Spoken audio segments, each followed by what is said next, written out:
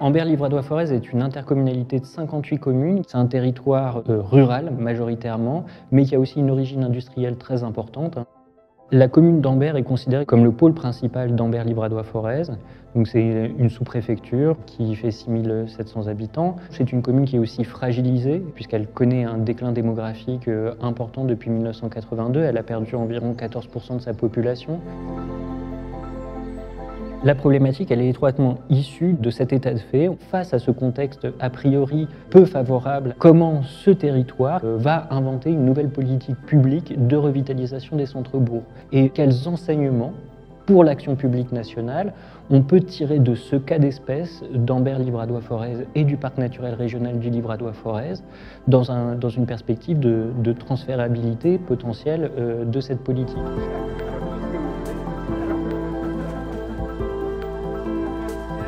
Il y avait un primeur là à l'angle, il n'y en a plus. Il n'y a plus de marchands de chaussures.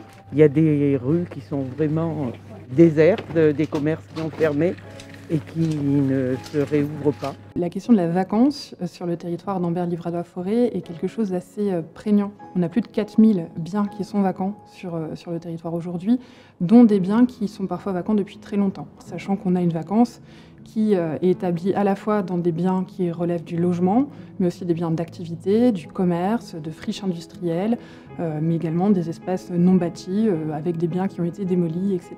On voit des ruines, on voit des espaces qui s'abîment, qui viennent impacter le fonctionnement des espaces publics, qui viennent dégrader le fonctionnement des linéaires commerciaux. Donc des effets de cercle vicieux que l'on peut voir à travers ce processus de vacances dans les tissus urbains constitués.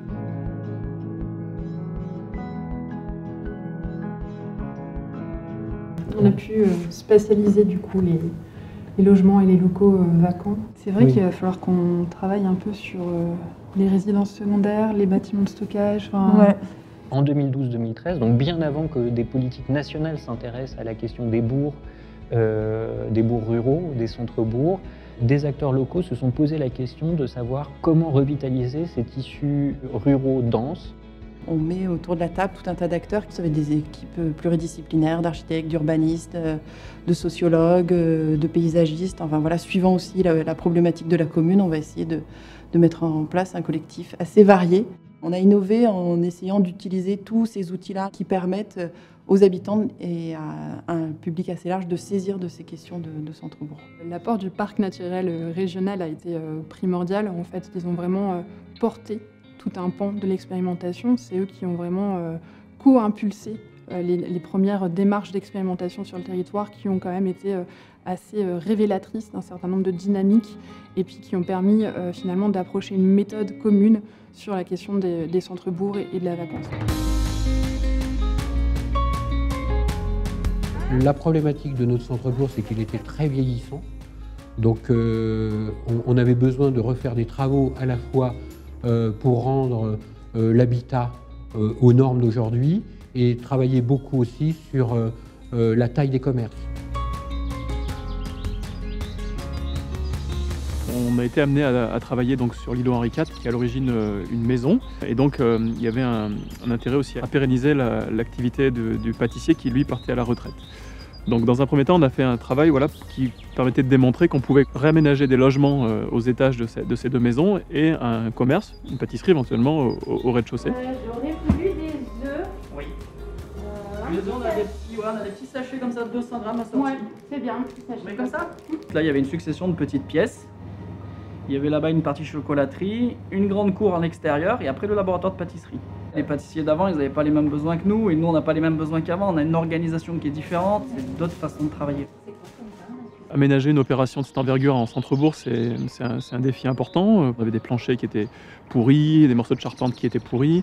Ensuite, c'est des bâtiments qui ont été faits pour vivre à une certaine époque où les questions du rapport à la lumière, les questions du rapport au paysage, du rapport au rez-de-chaussée n'étaient pas les mêmes. Donc ça, c'est vrai que c'est aussi des travaux importants, c'est-à-dire ouvrir des fenêtres, installer des balcons, des terrasses dans un bâti existant, c'est pas évident. D'autant que c'est une zone de protection du patrimoine. On peut pas tout à fait faire n'importe quoi, c'est-à-dire qu'on essaie de retrouver des formes qui dialoguent avec les formes existantes du centre-bourg ancien. La principale difficulté pour ce type de territoire, c'est de boucler le financement de ces opérations. C'est un des freins majeurs à la reproductibilité de la démarche, en raison du contexte d'austérité budgétaire qui frappe les collectivités locales, et d'autre part, les réformes récentes, notamment sur les bailleurs sociaux, qui conduisent un certain nombre d'acteurs à se désengager de la possibilité de re-réaliser une opération comme celle de l'îlot Henri IV. La deuxième brique de la revitalisation des centres-bourgs, c'est de s'appuyer sur l'initiative privée.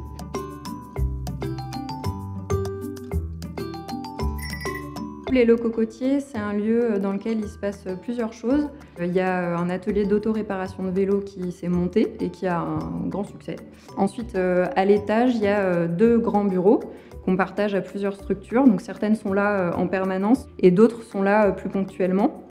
Il y a des associations, il y a aussi des indépendants. Le fait de partager cet espace à plusieurs, ça crée vraiment une dynamique qui n'existait pas jusqu'ici dans le territoire. Ce qui est intéressant dans le cas des locaux côtiers, c'est que face à 15% de biens vacants depuis plus de 5 ans dans le territoire du centre-bourg d'Ambert, eh bien, on a des acteurs locaux qui vont prendre à bras-le-corps et qui vont essayer d'inventer des choses. Et dans le fond, il y a un caractère stimulant d'inventer de nouvelles pratiques, de nouvelles manières de faire pour penser un urbanisme post-croissance, post-consommation d'espace. Donc en ça, on est peut-être aussi face à des lieux laboratoires pour penser un urbanisme qui se désintoxique de la logique de croissance. La plateforme POPSU, c'est d'abord 35 villes à l'échelle nationale qui sont auscultées, examinées par des chercheurs installés en résidence qui arpentent ce territoire et qui partent à la rencontre de leurs habitants.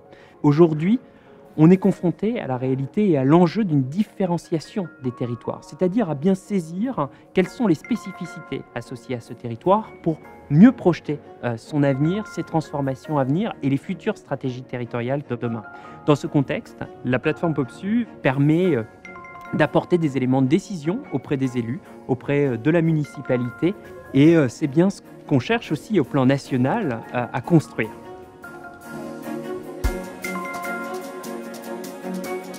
On est à une phase charnière où si on ne stoppe pas brutalement l'extension urbaine, le processus de dégradation du cadre de vie va perdurer.